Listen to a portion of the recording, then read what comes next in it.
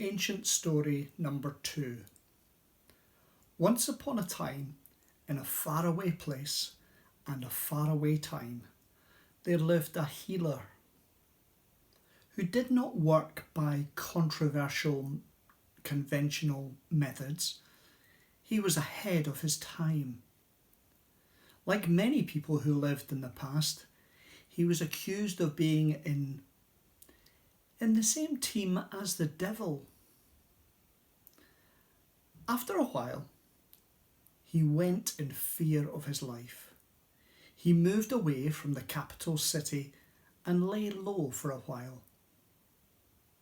One morning, he received a message from a small village that lay just outside the capital's city walls. It told him that one of his dearest friends was sick and was dying. Imagine the heartache in that house that day. The messenger said, "You are our only hope." His friends said, "You cannot go. It is madness. They will kill you. We care for him too.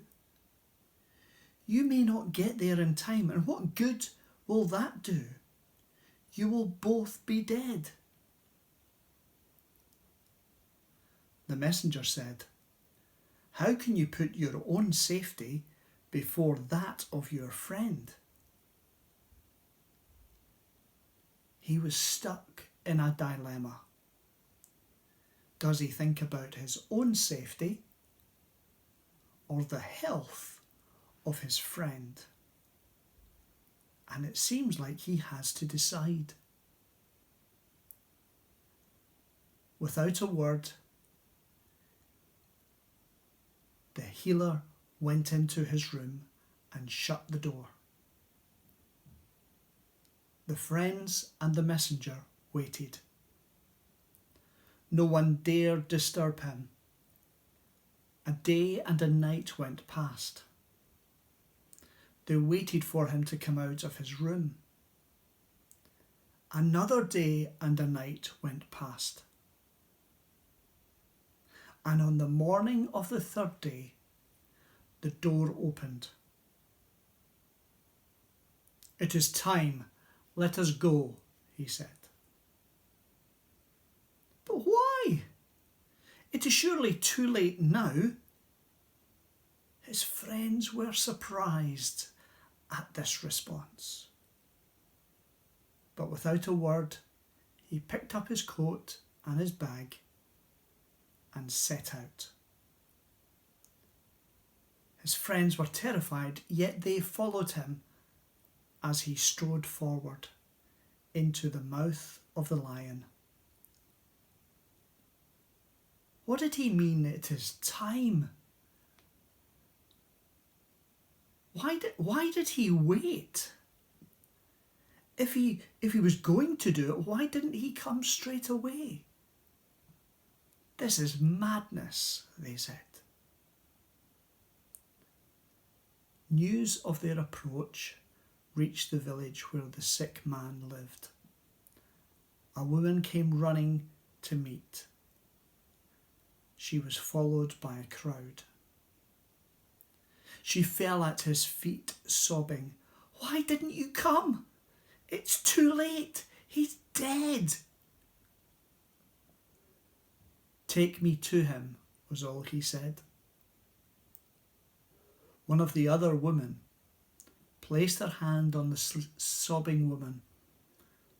Lifting her to her feet, "Do as he asks," she said gently. So they led him to the graveyard. The whole village had gathered, silent and awestruck. "Open the grave," he commanded. "But he's lain there for 3 days.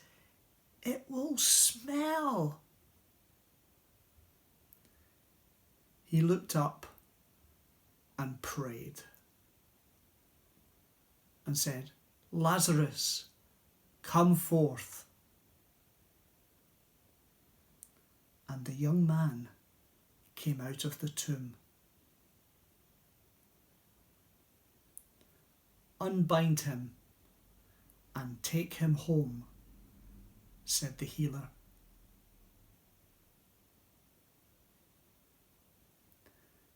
That is the end of Ancient Story 2. You have a decision to make. You have two options. You can either retell the story in your own words or in your own way. Some of you have done amazing films and pieces of art and beautiful writing, so you can do it whatever way you want to retell that story. Or you can look at an interesting idea that's in the middle of this story. The healer had to make a decision between his safety and the health of his friend. Now, if you want to go for the higher grade stuff and really push yourself, I want you to consider that. Consider the question, should we think about ourselves before our friends? Or should we think about our friends before ourselves?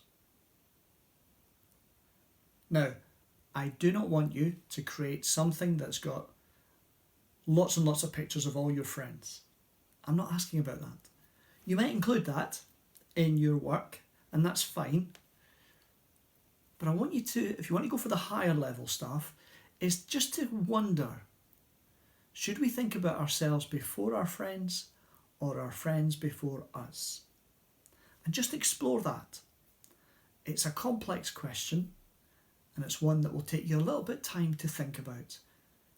And produce whatever you want to and send that to me, and I'll look forward to receiving it. All the details will be on Go for Schools, so I look forward to hearing from you very soon. I hope you're all well. Take care. Bye.